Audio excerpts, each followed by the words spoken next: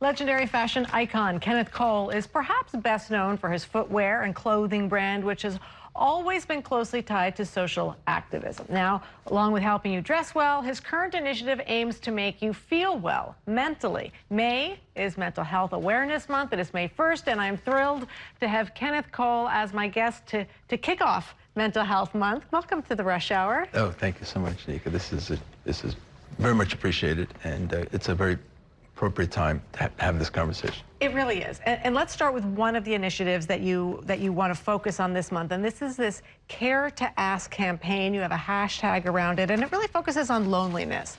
Tell us a little bit about what's the impetus behind this. So to begin with, I believe that there is a crisis of loneliness, which has been shared with us by the Surgeon General and countless others. And, we are never been amongst more people, but more alone at the same time. We are alone in crowds, often as it's referred to. So, and that's largely because of social media. But at the same time, there's a pervasive trauma that I think that is everywhere. I think we're all living through it right now.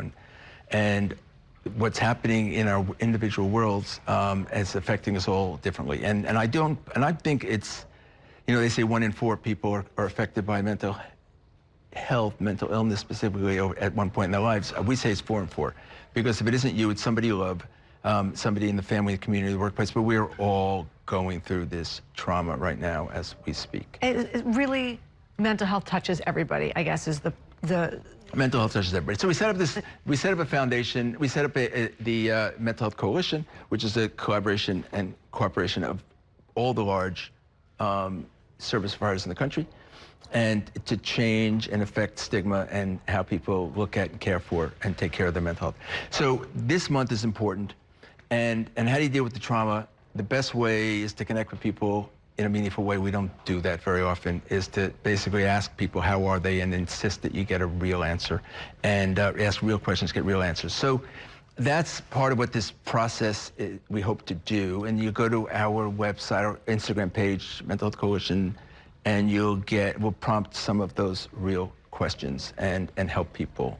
You've always had these wonderful slogans around your brand. We've been putting up some of them around this, and it's, you just need one person to believe in you, if that is you. But it does really speak to the loneliness factor, and massively this mental health component that you say is stigmatized, and that is why there hasn't been the treatment available necessary. So with the Mental Health Coalition, you said a big part of this is to destigmatize mental health, and it's all of these different organizations coming together to provide resources so that people will have somewhere to turn to. Yeah, so, and hopefully you'll come to our resources. Right now, the trauma is pervasive. We saw what happened, what's happening on our college campuses. We see what's happening in a courtroom downtown with one of the presidential candidates. We see what's happening, and there's nobody that's casually has a casual relationship to some of these events, and the attack on women's reproductive rights and gun violence. Apparently, here there was another gun assault today. There are so many of these events that just shake us at our core. So you go to thementalhealthcoalition.org, and we hopefully help you process and deal with the trauma and deal with your individual struggles and collective struggles. So how are you taking, your brand, Kenneth Cole, has always had this close association with social activism back to the 80s when you were working to destigmatize AIDS and HIV and ended up running AMFAR for a number of years. I guess two questions. One, how did trying to destigmatize AIDS and your work there inform what you are trying to do now with mental health? So, and people have often said, why that? What qualifications do you have to do that? And the truth is, I don't really, and I'm not in the public health business. I'm not a doctor, a psychiatrist, but I have the ability. I'm good at aggregating resources and bringing people to the table who are good at it, and that's what we did at AMFAR, and that is what the Mental Health Coalition is today, and 1 in 200 people were living with HIV, 1 in 4 are living with mental health conditions, as we just discussed. So I do think that if you come together And people, you need to connect with people. You need to reach out to people. You need to, because that's the only way you're going to help each other through this. We're going to help each other through this, and it's these are profound moments that we're going through right now. How is sort of your business acumen informed these choices? So that's a good point. So thank you for asking. So the thing about the coalition is that we bring basic business principles to everything that we do. It's about impact, it's about leverage scale, and it's about finding ways to have quantifiable, transparent, quantifiable impact in everything that we do. And that is how we're able to make the impact, you know, that we've been able to make so far. If you try to make the compassionate case for mental health, it fails almost every time, because there's an empathy quotient and it's exhausted before you finish your first cup of coffee, and especially if you watch New York 1.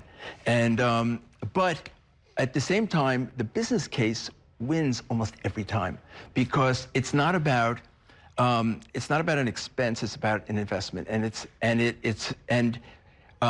the reality is that mental health is the most debilitating aspect of almost everybody's life. In the business universe, it is over 1 trillion hours a year are lost because of mental health related matters, and to the global economy. And and everybody knows that if you bring the appropriate resources to the workplace, you improve retention, recruitment, morale, and ultimately productivity. And that is everybody's job. So it's not, again, it's not an expense, but it's in fact an investment that pays itself back 5 to 10 times. And then in just our last few seconds here, I know that is something that you're working on with the mayor of New York on this well-being at work initiative. Thank you. So we launched the Well-Being at Work initiative with Mayor Adams about the beginning of the year, actually December 5th of last year. And we have 150 companies that have joined.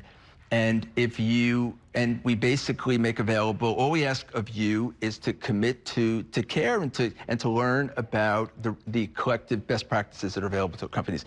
And it is amazing, because it is the only place where you can truly impact culturally, broadly, mental health, because it's the only place that mental health is imposed upon large populations of people. And you can help all your associates essentially by instituting some appropriate practices, and it'll pay itself back with significant dividends, and the results are great. And again, if you go to the coalition, I think it's up on the screen right now.